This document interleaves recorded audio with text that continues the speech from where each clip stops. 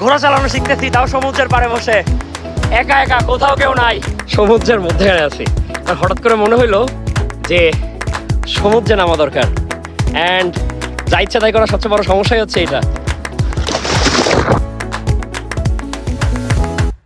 4 বছর ধরে ফিশারিতে পড়লি, তুই কি জানিস কাদামাটি আর এই সমুদ্রের কুল বাদে সমুদ্রের গভীরেও কাঁকড়া ধরা যায়? তা জানবো না কেন? যাবি ধরতে? ধরবো কাজ।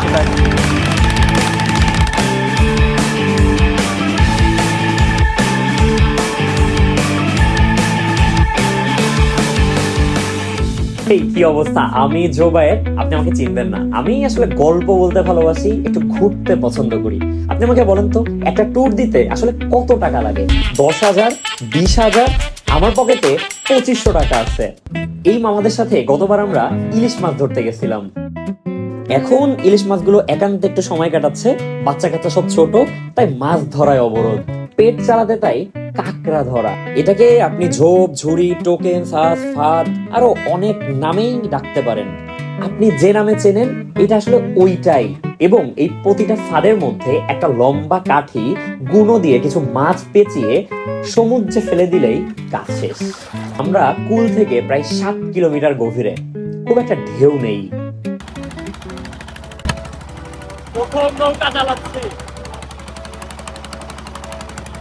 হঠাৎ করে মনে হইলো যে সমুদ্রে নামা দরকার, অ্যান্ড যা ইচ্ছা তাই করার সবচেয়ে বড় সমস্যাই হচ্ছে এটা। সমুদ্রে সাঁতার কাটার একটা ইচ্ছা ছিল,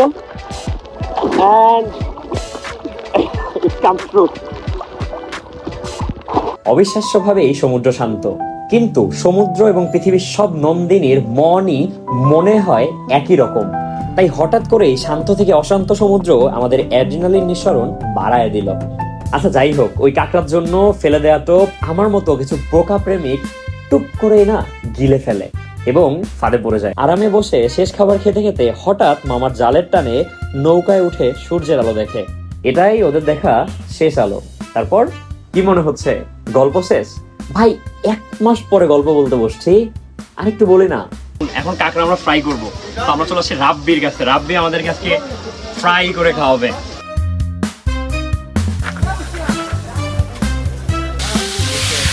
আমি আসলে কাঁকড়া খাচ্ছিলাম, অভিনব আমাকে শেখাইছে কিভাবে কাঁকড়া খেতে হয়, কিন্তু সবকিছু পড়ে যাচ্ছে। এসব মেইন ব্যাপারটা হচ্ছে আমাকে বুঝাইছে কাঁকড়ার উপরের পার্ট গুলো খাওয়া যাবে না, খেলে পেট ব্যথা হবে। এবং যখন আমি এটা ফেলে দিচ্ছি তখন সবকিছু পড়ে যাচ্ছে, কোনো কিছু খেতে পারতেছি না। এখানের মধ্যের যে শ্বাস না কি যেন আমাকে বোঝালো, ওই জিনিসটা কোনোভাবে আমি খেতে পারতেছি না, কারণ ওটা ফেলে দেওয়ার সময় সবকিছু পড়ে যাচ্ছে। কিন্তু অভিনব কি সুন্দরভাবে সবকিছু একসাথে মুখে নিচ্ছে, শ্বাসটা নাকি গিলতেছে এবং শুধুমাত্র এই খোলস যেটা সেটা ফেলাই দিচ্ছে। এটা কিভাবে সম্ভব? সবাই তো এক্সপিরিয়েন্স হয় না, এক্সপিরিয়েন্স মানুষের একটা ডিমান্ডই আলাদা। এই আপনি সাইকেল চালাতে পারেন, বাইক চালাতে পারেন, আপনি গাড়ি চালাইতে পারেন, আমি ঘোড়া চড়াইতে পারি, আপনি পারেন? চলেন গল্প শোনাই।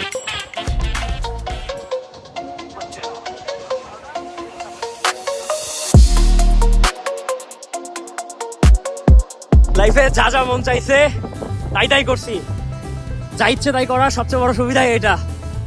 আপনি কখনো ঘোড়া চালাইছেন? ঘোড়া চালানো শিখতেছি, তাও সমুদ্রের পাড়ে বসে একা একা, কোথাও কেউ নাই।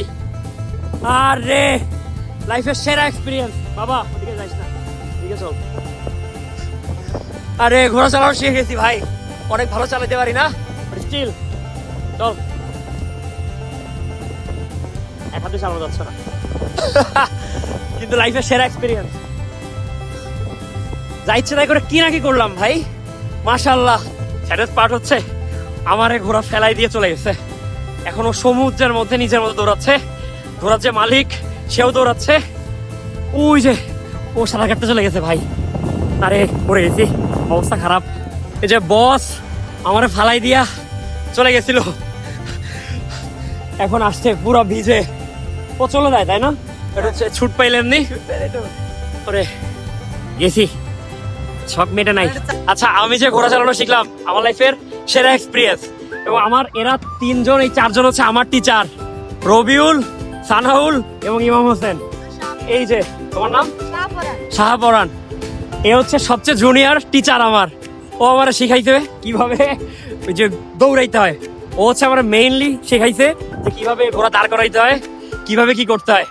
তো এটা একটা দারুণ এক্সপিরিয়েন্স ছিল, লাইফে অনেক কিছু শিখছি, কিন্তু ঘোড়া চালানো শেখাটা একটা ড্রিম ছিল। শিখে ফেললাম, কারণ যা ইচ্ছে তাই